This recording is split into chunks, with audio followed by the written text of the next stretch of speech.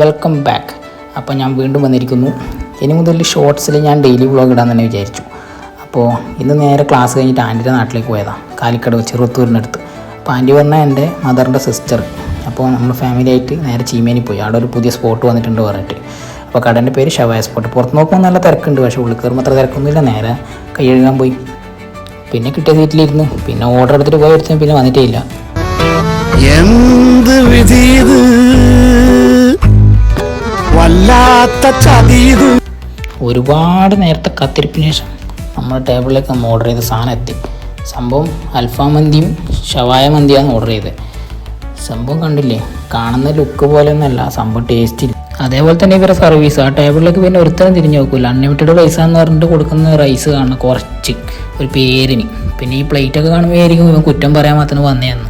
പക്ഷെ അതല്ല, ഞാൻ ഫുഡ് വേസ്റ്റ് ആക്കാറില്ല. ഇതാണ് നമ്മൾ കഴിച്ച ബില്ല്. അപ്പോൾ ഇത്ര എമൗണ്ട് ആയി. രാവിലെ എണീച്ച് നോക്കുന്നുണ്ട് പാപ്പനുണ്ട് ചെടിക്ക് വെള്ളമടിക്കുന്നതിൻ്റെ ഇടയ്ക്ക് എൻ്റെ വണ്ടി ഒന്ന് കഴുകി തന്നു. പിന്നെ പാപ്പനോട് അധികം ബുദ്ധിമുട്ടിക്കാണ്ട് ഞാൻ തന്നെ എൻ്റെ വണ്ടിയൊക്കെ കഴുകി കുറേ ദിവസമായി കഴുകിയിട്ട്. അപ്പോൾ ഇന്നത്തെ വീഡിയോ ഇത്രയുള്ളൂ. ഒക്കെ ബൈ.